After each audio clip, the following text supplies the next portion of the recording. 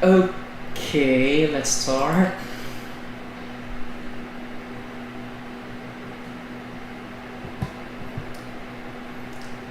Okay guys, welcome back again to my channel, and this time we will talk about how to use active and passive voice in our new grammar rule. And this time my name is Rajaro, and shall we start?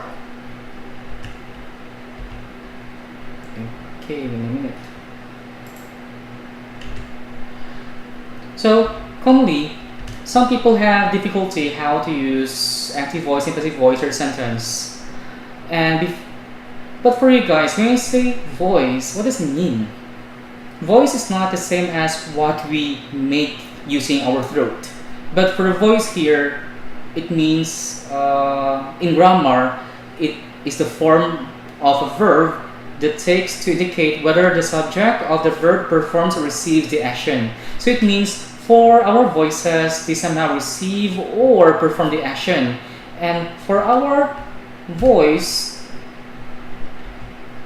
it has actually two types. We call it active voice, and the other one is passive voice. So we will try to learn more what's the definition of active voice and passive voice and how do we use it properly in our sentence. Okay, first one, we have the active voice. It is used to show that the subject of the sentence is performing or causing the action. So it means it is the one responsible for doing the action, and they're the one who is performing the action. So it means we can find it in our subject. For example, here our sentence, Adrian is healthy food every day.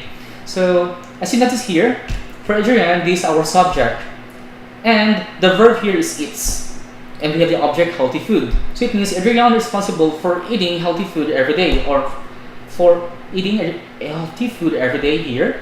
So we call that active voice, and as you notice, Adrian is the one doing the action as our subject here.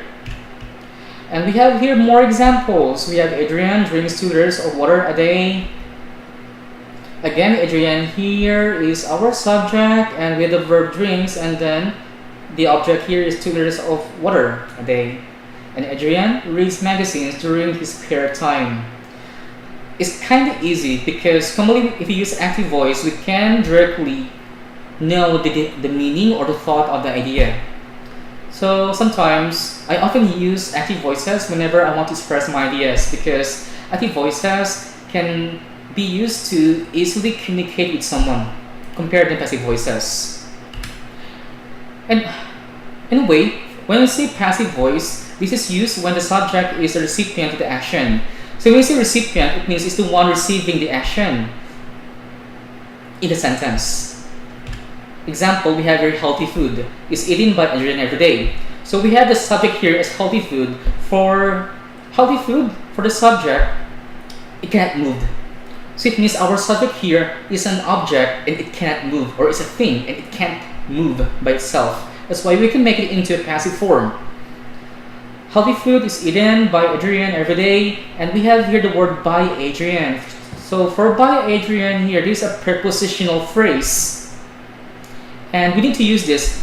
We need to use by plus doer, by plus agent in our sentence, so that we can see who is doing the action even though we use the passive voices of the sentence. But in some cases, guys, the prepositional phrases, or sometimes the agent or the doer of the action cannot be seen in the passive voice. Okay, there are some rules how to use it properly, but we will try to discuss it more later as we continue with our lesson.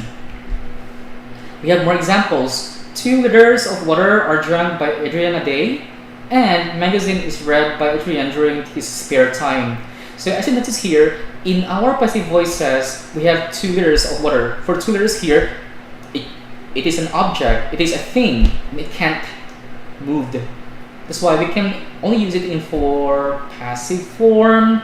And we have magazine. So magazine here, the one doing it is Adrian, but Adrian here is not the subject, so it becomes now the recipient, or the one, or the magazine becomes now the receiver of the action. So why do you think voices are important in a sentence? So commonly, guys, we use voices to express our thoughts. But somehow, even though we think that active voices and passive voices are quite the same, but of course, the way we want to say information somehow depends on the people. But in a way, overall they have the same meaning, but their difference is their structure. For active voice, this is more direct and concise. So if you want to express your ideas in a more direct and concise way, then I would advise you to use active voice of the sentence, because people can easily understand you. People can easily know what you are thinking quickly and immediately. However, for passive voice, this is usually wordier and sometimes longer. And if you're a person who likes to express your ideas in a longer form, then passive voice is a good type of sentence for you. But I would advise to use active voice, especially if you have writing for formal writing or formal speech. Active voice is really better than passive voice, because for active voice, people can easily understand or can get the thought that you want to express in your sentence. That's why active voice is better than passive voice. Now, we have the common rule for using passive voice. First one, if the information given by the subject of the active is important, so it means if the subject in the active form is really important, it must be mentioned in the passive by using by plus the subject of the active. It means by plus doer and by plus or by plus agent, or we call this one as the agent. So if you think that from the previous active sentence that the subject is really important and worth mentioning in the passive form, then we need to use the agent of the sentence. It's really important. For example, Peter stole my car. We have our in active sentence, we have Peter as your subject, stole as your verb, and then my car as your object. Now for the passive form of the sentence, we have my car. My car now here becomes the subject, and in the previous example, it is an active. My car is an object in the active sentence, and the word stole here it was changed into was stolen. So later I will try to tell you why it became was stolen from the word stole by Peter. Now we have the word by Peter here.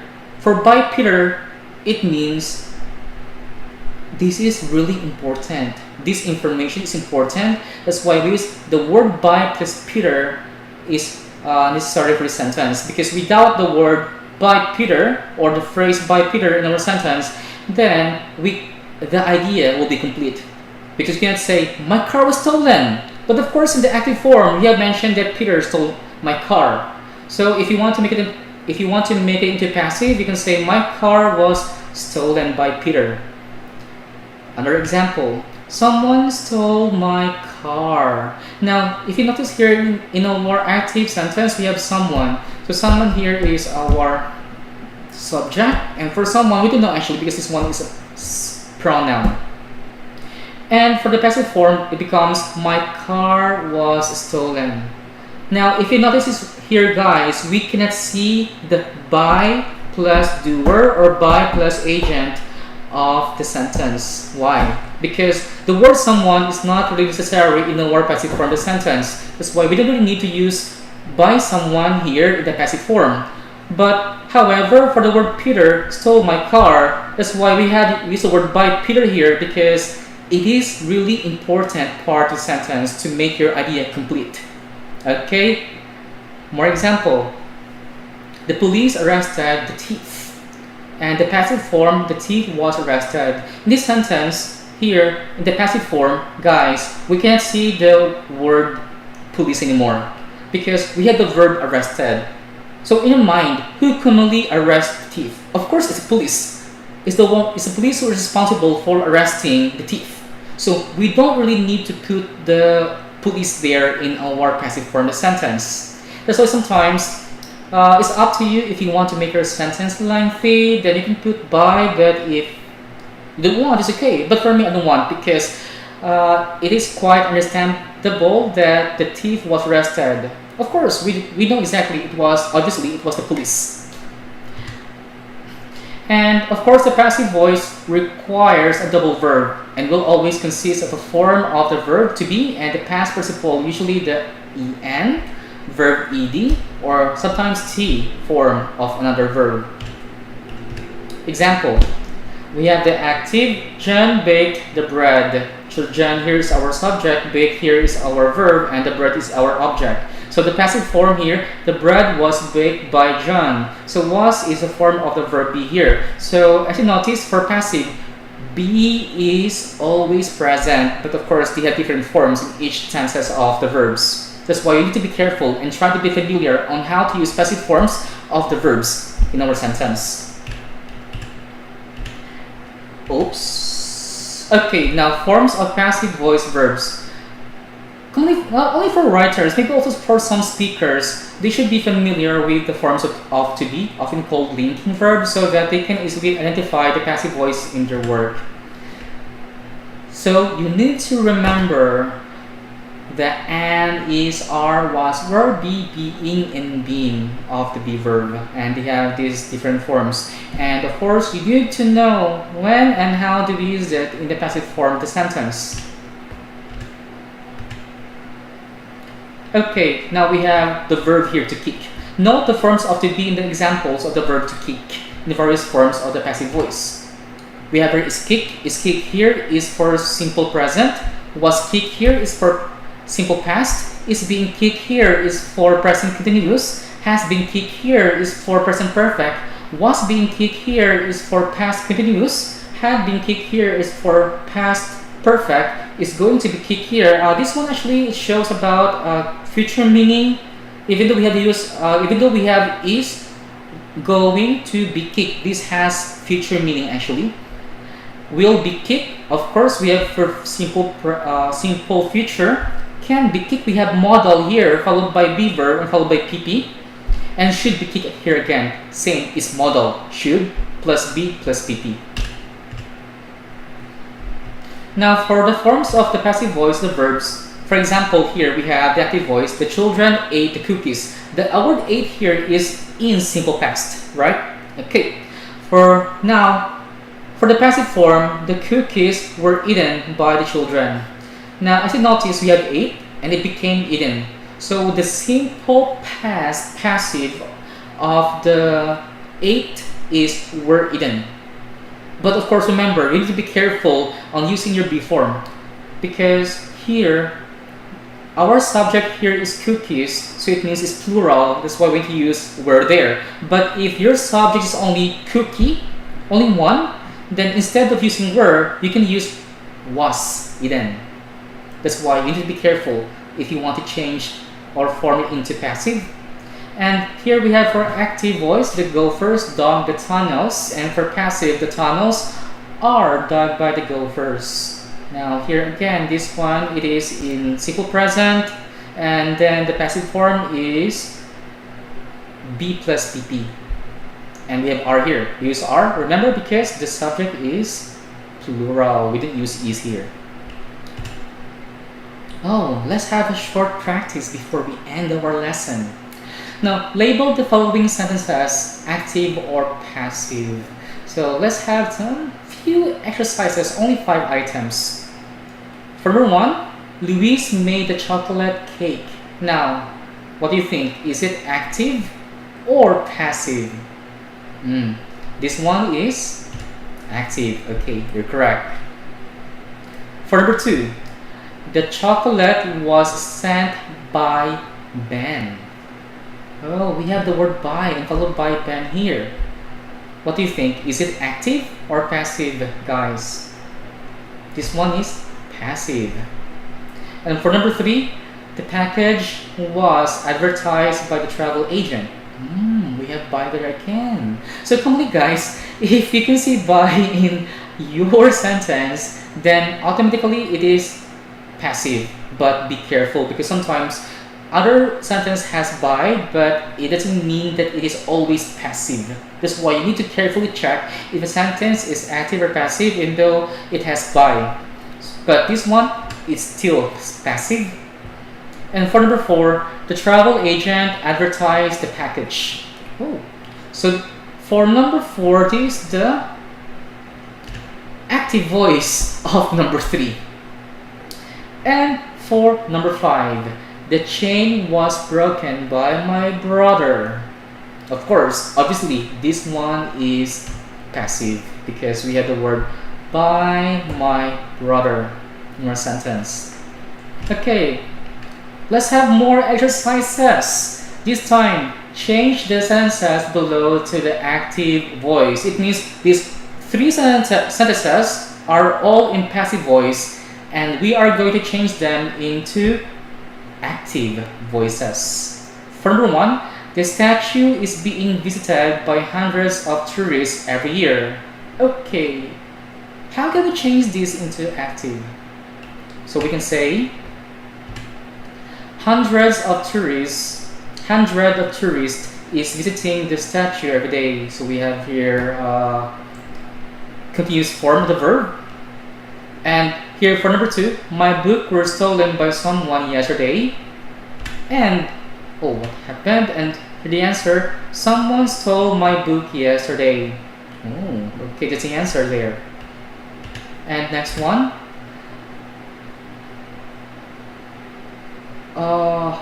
This book had been left in the classroom by a careless student. And if you change that into active, a careless student had left these books in the classroom. So, as you notice, they have the same meaning, but somehow their forms or their structures are quite different. That's why you need to be careful in changing the voices from active to passive or vice versa. And I would advise you guys to remember the different forms of the verb in passive voices. Okay?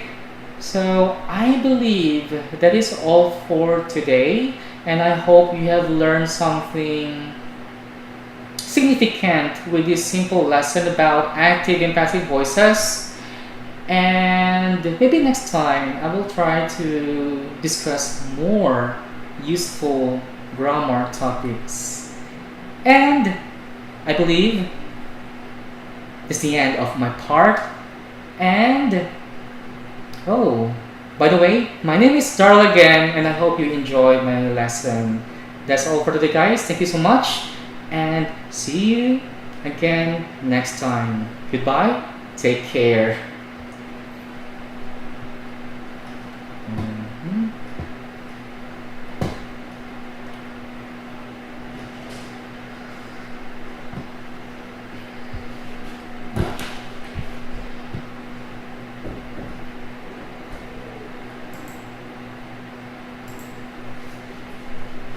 I hate it.